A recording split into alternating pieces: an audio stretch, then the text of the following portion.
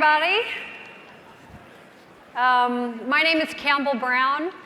I am the co-founder and editor-in-chief of The 74, which is a new nonprofit news site that covers education that launched this year. I hope you all will check it out. And I have the great pleasure of introducing a couple of people, someone who probably needs no introduction, certainly not to this room. But Saul Khan is obviously the creator of Khan Academy. And Mark Hoplamazian is the president and CEO of Hyatt. And today we're going to talk a little bit about something that they're partnering together on. And we've got a video that'll give you a sense for it. We're going to show in just a second. But before we do that, Saul, why don't you start off by just explaining a little bit about what LearnStorm is? Yeah, so those of y'all who are familiar with the Khan Academy, we're a not-for-profit, mission-free, world-class education for anyone, anywhere. And people often associate us primarily with these videos that we have, and that is part of Khan Academy. But we also have a really interactive exercise platform where students can learn at their own pace and learn standards-aligned skills. And what we realize is we need to think more about how do we get a broader segment of students engaged in this, and a broader segment of teachers engaged in it, where they can experiment with personalized learning, and they can really focus on mindset, on grit, perseverance, a lot of these things that we hear about. And so we piloted this thing called LearnStorm last year in the Bay Area, which is, I guess for lack of a better word, a learning challenge, where schools, teachers, students participate. And they are rewarded not just for achievements in math, but they're awarded for showing grit, perseverance. And you're just like, well, how do you measure that? Well, we can see when a student is working on Khan Academy, what level they're at. Are they challenging themselves? And maybe most importantly, how regularly do they use it? And what do they do when they get something wrong? Do they give up, or do they keep going? And that's a proxy for grit or resilience. And so we did that last year in the Bay Area, hoping to get maybe 1% of the eligible students, ages 3rd through 12th grade, participating. We got close to 10% participating. And a large segment was, I think it was 40% came from majority free and reduced lunch schools. And just by doing that, we saw more really high fidelity, personalized, blended learning implementations than we had seen in the previous 4 or 5 years. So that pilot we did with Google. And then the next year, which is this year, we said, well, can we expand it to some more geographies? And Chicago was really interesting to us because it is a truly urban area, large. There's the Chicago public school system, and then there's the surrounding areas. And we connected with Mark, and we saw that there was just a lot of kind of a kindred energy around that. And so we did LearnStorm this year in Chicago, the Bay Area with Google, in Idaho with the Albertsons Foundation. Idaho being interesting because it's a kind of a rural area where how do you reach people all over the state. And actually we did in Ireland as well, the country of Ireland, and we could talk more about why we did that. But but this year it's been pretty incredible. We just finished the last phases of LearnStorm. We're going to have the physical finals events. But we saw in these geographies between 10 and 15% of all 3rd to 12th graders in these major urban areas or even states or even countries participate. So it's pretty exciting. Mark, before I go to you, why don't we show the video and let Sure. people get a sense for it? Take a look.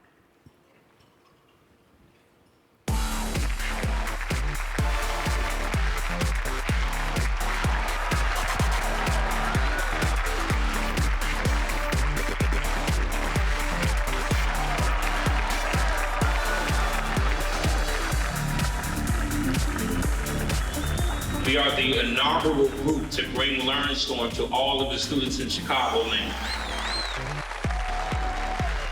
It's based on this idea that if you provide the right resources and you have enough determination, you can learn anything.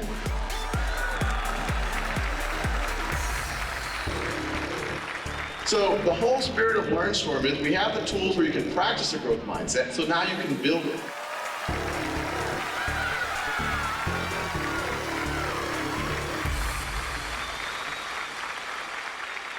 With LearnStorm 2016 kicking off tomorrow, You guys will have opportunities to do and be whatever you put your mind to.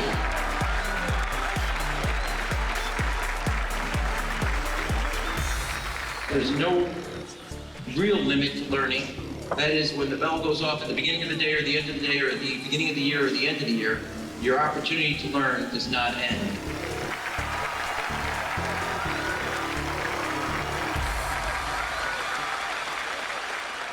we couldn't have asked for a better launch to begin with because the energy in the room was amazing. One of the things that's true is once you engage in these courses and this challenge, LearnStorm, it gives you energy. I think people look to Chicago as a leader. And so I think we're going to be able to do LearnStorm here like no other place. And I think it's going to set an amazing example for the rest of the country and maybe the world. And I say learn, you say storm. Learn, storm, storm.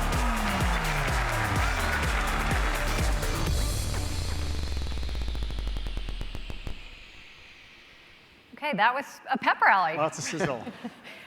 So why was this interesting to you? Why did you want to pursue this partnership? Thanks. So first and foremost, welcome to the Grand Hyatt San Diego, and thank you all for being here. Us. Appreciate it. This actually started off in a very unusual way. What we were finding is that around the world, so many of our teams in different places, Brazil, India, and several cities in the United States, were finding that we were having great success in bringing people in to the hospitality industry out of really disadvantaged backgrounds, people who were disengaged or disconnected from either school or jobs. We have a magnificent opportunity to bring people in with very limited skills and then help them grow. And so our idea was, we wondered how we could actually craft some life skills in a distributed format and make it available to a large number of people, that we could scale that and try to facilitate bringing more people in from these communities into the workforce, not just to work at Hyatt, but more broadly. So we immediately thought of Khan Academy because what we were concerned about is this is a community of people. I heard in your last session that 36 million people who in the United States. Arnie Duncan last night said half of the black male population between 17 and 24 in Chicago is either not in school and or not working. So it's a large community of people, and in order to sort of provide them with resources and skills, you have to do it in a way that is not only accessible to them, but also something that they could embrace, and that is not demeaning, and it's something that's truly engaging in a really authentic way. And so we immediately thought of Khan Academy because the ethos of Khan Academy is brilliant at delivering that kind of real, authentic engagement, and one that is not perfect. It's authentic, but authenticity beats perfection every time. So we approached Sal, and when we sat down, we had this long discussion about empathy and how that was built into how they designed what they did in authenticity. And we realized that this actually had broader application. LearnStorm, one of the key points of LearnStorm is this grit perseverance element, this growth mindset. We'd been working on design thinking at Hyatt for years and trying to expand that, and a growth mindset is essential to actually practicing that. So the connection between what they were promoting through LearnStorm and what we were working on within the company was aligned, and we had common view about mission. So we said, look, we want to actually, longer term, we do want to turn to building these resources out for skills development, life skills. But in the meantime, this is super powerful, so we would love to help you and partner with you to bring LearnStorm to Chicago. And the scalability of it is also quite stunning. And we saw the effect of that in Chicago. And Chicago's in a place right now where more engagement's absolutely necessary. So I was going to say that Chicago public schools have been struggling. Certainly recently we've heard all about the problems. How did that affect your thinking about doing this and sort of urgently, both of you, focusing on Chicago? And it just wrapped up April 1st, right? Yes, it did. Right. I would say it provided me with a sense of real resolve. I would also add quickly that the first step that we took was to really enlist City Hall and the districts, not just Chicago Public Schools, because this was 5 counties around Chicago.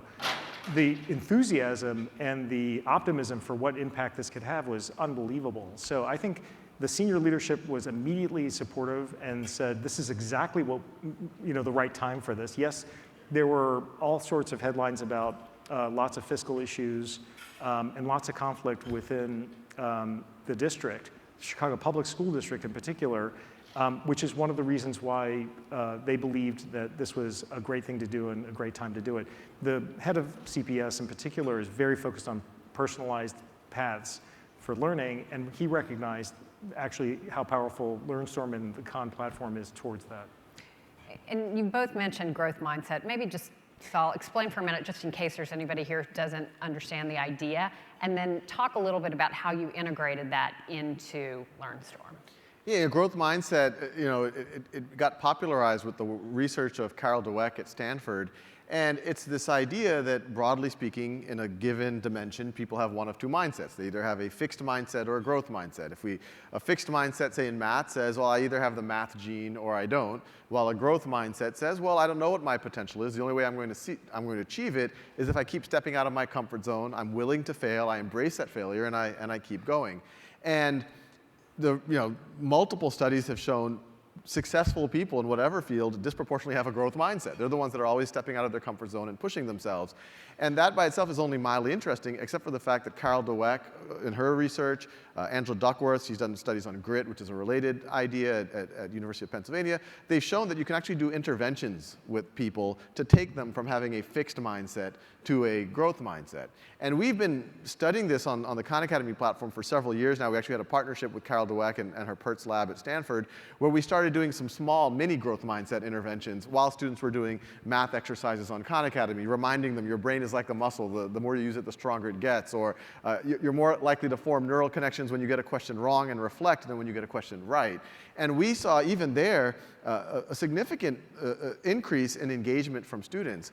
And so one of the key things that we've always thought about is, look, at Khan Academy, we are building a platform where people can tap into their potential, where they literally can learn anything that they want to learn, especially in some of these core academic subjects. But how do we get more students to have the right mindset so they take advantage of these things? Some of those studies with Carol Dweck got us along those thinking. We said, if we could tie together the virtual, the physical, partner with key stakeholders, whether it's industry, teachers, districts, parents, and create a community groundswell around mindset and learning, and not just talk about it, but give them something to do around it that's actually tied to what matters. The work that these students are doing, they're doing Common Core exercises, but they don't really, it's fun. It is fun. And Mark actually did a significant amount. We've looked at the data. But it is, I mean, I encourage everyone here to try it out. I mean, the exercises are always available, even outside of LearnStorm. But it's a game where you're learning Common Core mathematics at your own time and pace. If you're a 9th grader and you have to remediate your 6th grade math, you don't have to feel ashamed, no stigma around it. You can work on that, and you will get credit for LearnStorm, especially if you're showing grit and perseverance. If you're an advanced student who's 2 or 3 year grade levels ahead, you can be in that same thing, and you can work on that, and you're all working together, and your school gets credit. So there's as a community, how much grit and resilience did your classroom show? And so, the growth mindset, this is, one way to think about LearnStorm, is we've done it in 4 regions now. We're hoping to do it in many more, possibly not nationwide next year, is a nationwide growth mindset intervention, where you could literally, if we could move the dial in the number of people in the country, and maybe one day the world, that actually have a growth mindset, that actually directly, I think, will measurably address even some of the things that Ted was talking about in the last panel. I would just add quickly, so this was designed, obviously, to enlist students. And it's remarkable. I think the final tally is around 100,000 students in the 5 counties around Chicago were engaged in the competition, which is absolutely remarkable. But we decided, with Sal's sort of instigation maybe and support, to actually launch LearnStorm as a competition within Hyatt. So now we actually released it and ran a competition within the company. So then we had over 5,000 participants signed up quickly, and we ran through sort of the several-week period. And what came out of that was just absolutely unexpectedly inspirational. I got notes from colleagues of mine, one in particular in Lake Tahoe, who said she always had struggled with algebra when she was in school. She sort of squeaked by with a C. It would always bother her that she didn't have that skill.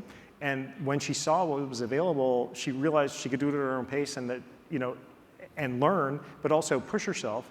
And she was, unleashed. She basically felt like she was able to accomplish something and take it to the next level. We had another colleague who's a single father whose daughter was having problems with math, and he didn't feel enabled to actually help tutor her. And through the exposure that he saw through LearnStorm, he actually introduced Khan's, the platform to his daughter, and he's now tutoring her with Khan's help. And so these are the kinds of things that I think are also, they're deeply emotionally important and inspirational and really meaningful. But in all cases, based on the design, it really promotes going back and not just recognizing that failure is a part of the process, but going back and applying yourself more and more to those areas. And it's been amazing to see that come to life for adults, in addition to the children that were impacted by the program. Let me ask you to take a step back a little bit as a global CEO. I mean, both of you as global CEOs. What do you see as sort of the most urgent, pressing thing, challenge in education that in your mind this addresses? I mean, and that you're dealing with, whether it's through hiring and what's happening in the workplace, and that what you're seeing as well.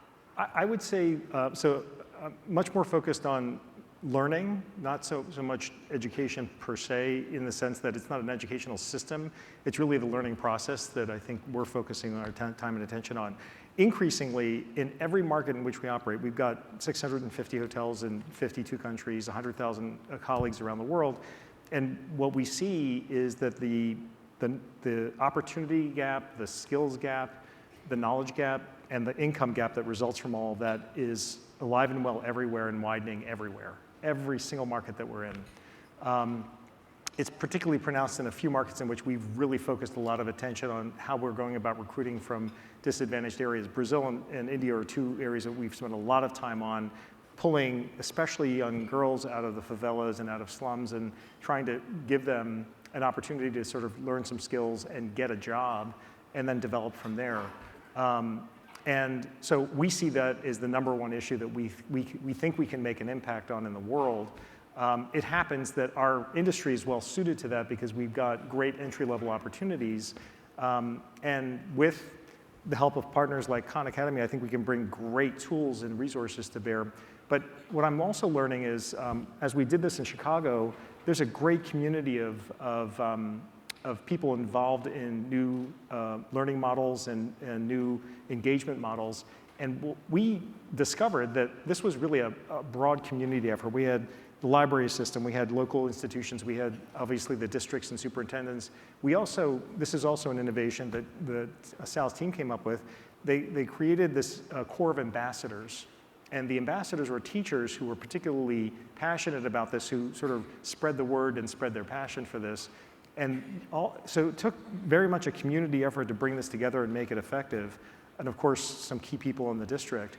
And what we're seeing is that there's an opportunity now to create more of an ecosystem that covers not just kids, but also young adults who are, they're out of the school system and they're out of jobs. They're out of the workforce. And there's got to be a vehicle, a way for us to re-engage them. And the tools and resources that Khan has got, and this visibility to how you could actually assemble an ecosystem that would make that effective to pull people back in through learning, and also through linking it to a job opportunity, is a big, big opportunity, I think. Sal? Yeah, well, I think as a society, we have a kind of almost an existential question in front of us. The labor model or the workforce model that we have today is an artifact of the industrial age, where kind of the pyramid, and it worked, where you had a large need for labor. There's kind of an in-between layer of information processing, kind of a lot of white-collar jobs, and at the top you had you could say your creative class or your owners of capital. These are the people who owned enterprises, the entrepreneurs, the researchers, the artists, things like that. And the one thing that's clear, the writing's on the wall, and I think this is contributing to some of the wage gap and the inequality that we're seeing over the last several years, is automation is making labor, for sure, less relevant. It started without offshoring, where you go from high-cost areas to low-cost, but then you're going to get to robots, where even, what are those people going to do even in low-cost areas? And then even information processing, which is kind of that middle layer of white-collar jobs. That's, computers are really good at that, and you're starting to see artificial intelligence start to kind of really hit its stride.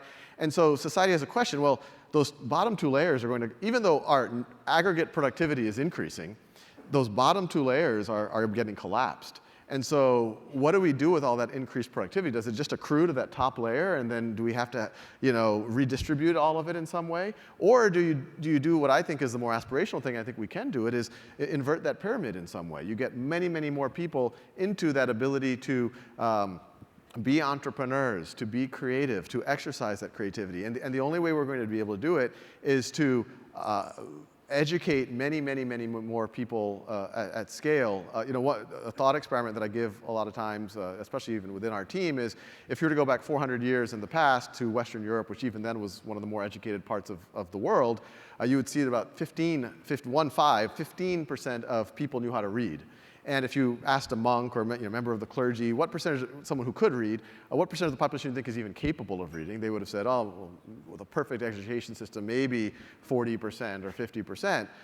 But you fast forward today, you know that would have been a wildly pessimistic prediction, that is pretty close to 100%, and that's a byproduct of the industrial age public education system, et cetera, et cetera. But now today, is this question of this pyramid, if I were to ask anyone in this room, what percentage of people do you think are capable of being in that top of the pyramid? What percentage of people are capable of conducting research or starting an ed tech company or being an investor or an artist or whatever it might be? I suspect a lot of people in this room would say, well, maybe 10% with a great education system, maybe 20. But my personal belief, and we're starting to see data in Khan Academy through things like LearnStorm, is if you allow people to learn at their own pace, if you allow them to fill in their gaps, and they don't hit that wall in algebra because they had that weakness in negative numbers, and they don't hit that wall in calculus because of that weakness in algebra, that I actually think it's a much, much larger percentage of the population that is capable of learning quantum physics or contributing to genetics research or a cure for the next disease. And I don't think it's just like a nice to have, something that sounds good. I do fundamentally think this pyramid is this inversion of it is an existential question for society over the next 10 or 20 years. Credentialing is something that you guys, we talked about it earlier, are thinking a lot about. You're working on it. Talk a little bit about that and what it means for your business too. Well, education is at least two, maybe three things. There's the learning part of education, getting the skills. Then there's the how do you show proof of your skills to the world? And then you could also argue there might be almost a kind of a socialization. How do you learn to work with other people in your community? But that credentialing piece is key.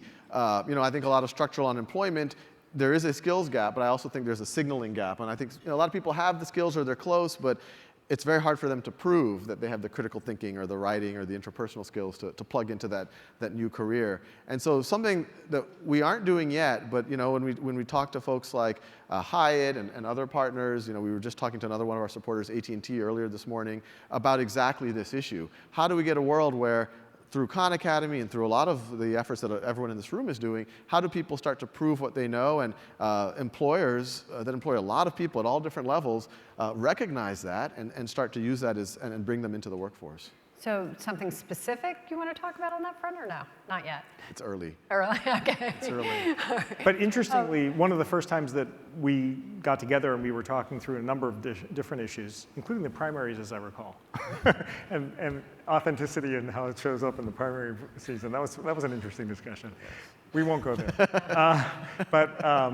So one of the things that Sal immediately identified was this issue about the fact that there's a disconnection in signaling and credential, because I was explaining to him that we were supporting and a part of the 100,000 Opportunities Initiative, which is an initiative that was really kicked off by Howard Schultz's foundation, now being sort of run by the Aspen Institute to enlist big employers to pull what they're referring to as opportunity youth. The same population that Arnie Duncan referred to last night and then we talked about earlier into the workforce. And so I described the first engagement that we had, the first event to Sal, which was a few thousand people in Chicago came to a job fair basically with the bigger employers that were a part of the 100,000 Opportunities effort. And what I explained to Sal was, my colleagues who were there interviewing people met a large number of young people who they thought could make really, that they believed could be great entry-level employees in hospitality because of how they presented themselves and what they were able to bring to bear. But to a person, My colleagues said there's zero chance that we would have ever interviewed them because they've got no resume. There's nothing to look at. And immediately he said, well, there's got to be a different way to think about a credential than a high school diploma or some other kind of institutional evidence of success or evidence of completion. And I agree with that. I think the challenge right now, the other thing that Sal had an idea around was if you actually had a network of these kinds of employers, and one of those employers, let's say it was Walmart that met that, a young person who they thought had a great opportunity, if they actually credentialed that person or designated them as someone that they would qualify as someone that they would interview for a job, that we could look to that as a proxy for our own credential, and then we could, in effect, enable a group of people to be now in that flow of interviews and job opportunities. So I think this is a very important element to this, because the population of people who are disconnected from school at this point, but also disconnected from the workforce, there's got to be a path, and it's going to be a different path. And I think that there are a number of credentialing ideas, some of which I think link directly to Khan Academy and its platform, but maybe even broader than that around life skills. I have to ask you, Khan Academy's been enormously successful. You've made huge strides. You've been at this for how many years? Well, it depends when I started tutoring my cousins 12 years ago. The domain name Khan Academy, this was about 10 years ago. And then I set it up as a not-for-profit in 2008. And 2009 is when I quit my former career to do this. To do this full time. As much progress as you've made on this front, do you think anything you've done or are doing is going to fundamentally change public education in K through 12? And if not, you've got this room full of people, you've got governors, Bill Gates, I mean, all these great minds. What do we have to do to get at that?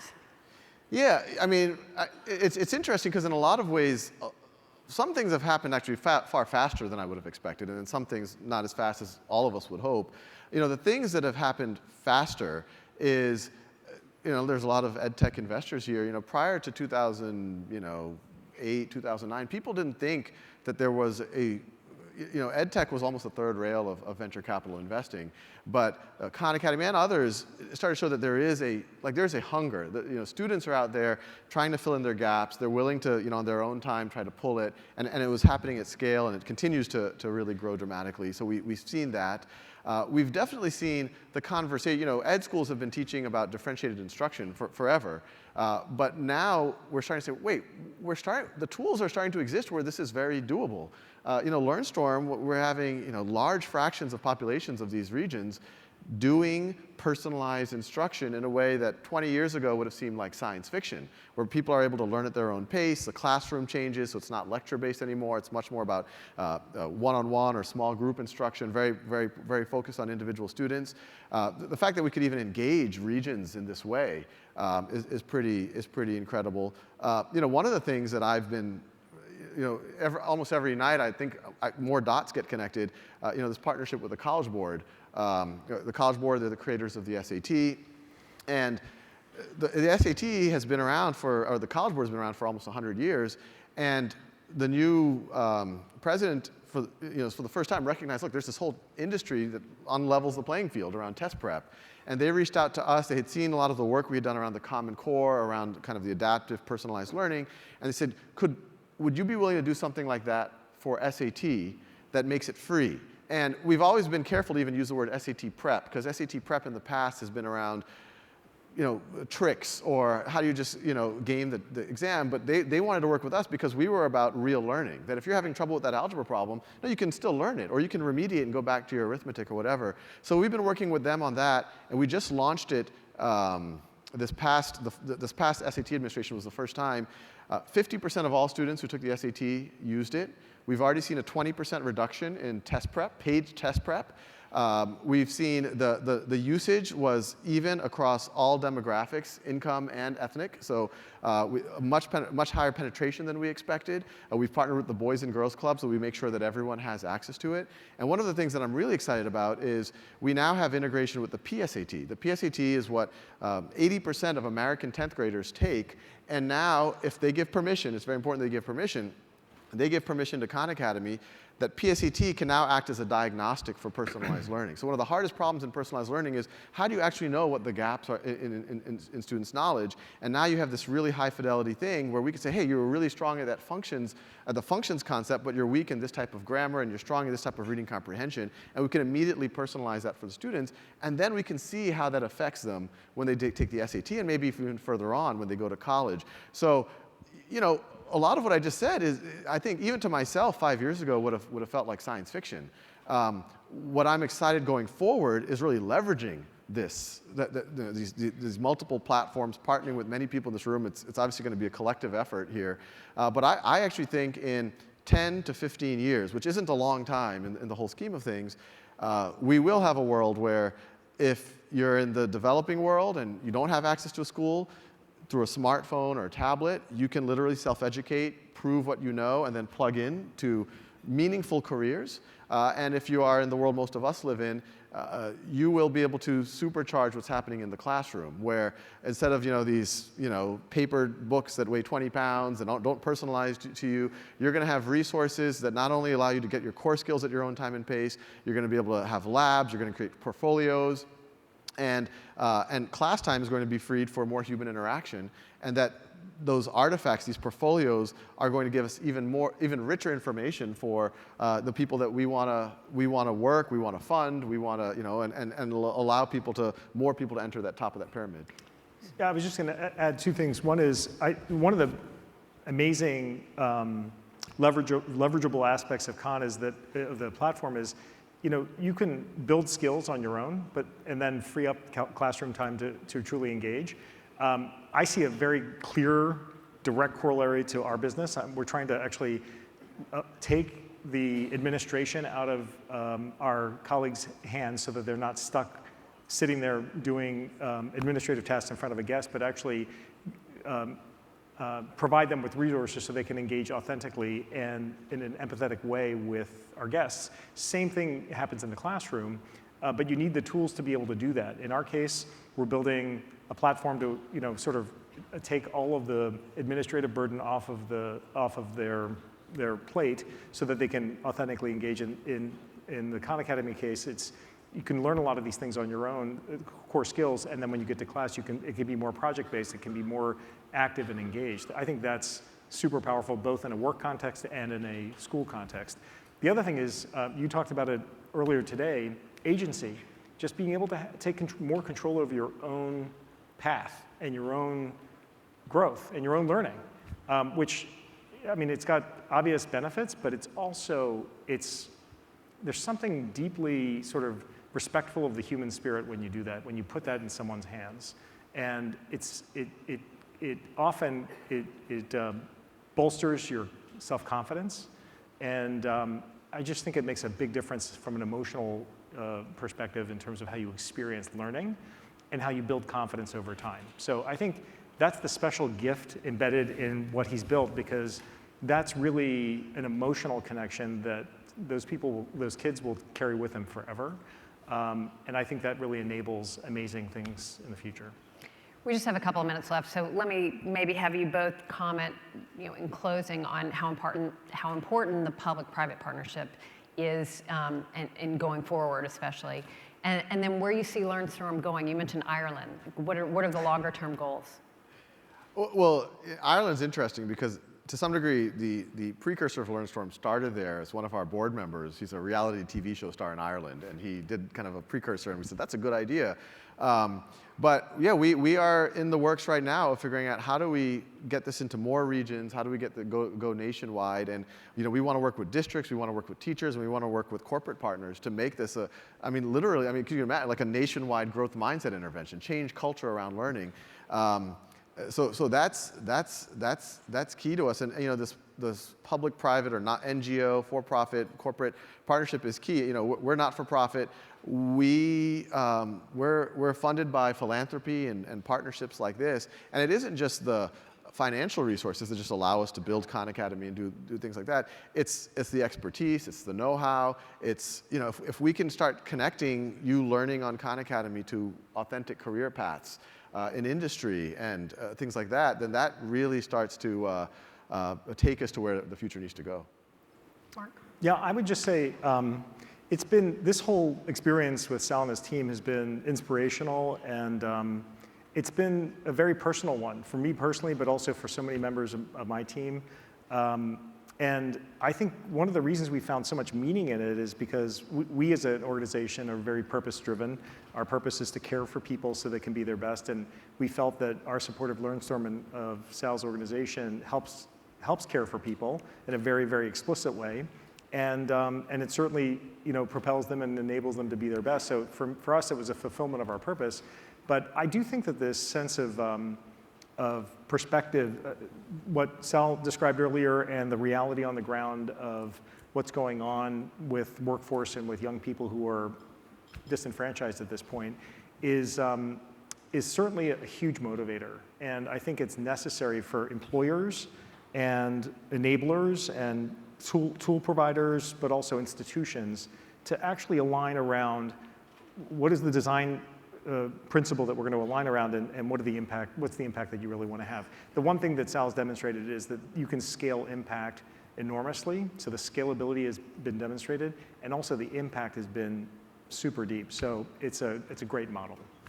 Sal, Mark, great. Thank you so much. Appreciate it. Thank you, everybody. Thank you.